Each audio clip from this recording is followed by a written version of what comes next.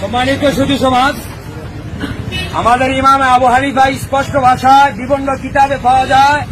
ইমাম আবু হানিফা রাহিমাহুল্লাহু তাআলা নবী আলাইহিস সালাতু ওয়াস সালামের স্ত্রী উম্মে সালমা রাদিয়াল্লাহু তাআলা আনহার দুধ পান করেছে। সেই হিসাবে হযরত ইমাম আবু হানিফা রাদিয়াল্লাহু তাআলা নবী আলাইহিস সালাতু ওয়াস সালামের সন্তান ছিল, দুধ সন্তান ছিল। কিন্তু আমাদের ইমাম আবু হানিফা এই 92% মুসলমানদের দেশে যে ইমাম আবু হানিফা রাহিমাহুল্লাহু তাআলাকে আমরা সকলে শ্রদ্ধার পাত্র হিসাবে দেখি, সকলেই তাকে শ্রদ্ধা করি, সকলেই আমরা তার মাযহাব অনুসারী কিনা বলে। কিন্তু আমাদের ইমাম আবু হানিফা শ্রদ্ধাভাজন ব্যক্তিত্ব, যার 2 লক্ষ হাদিস মুখস্থ ছিল।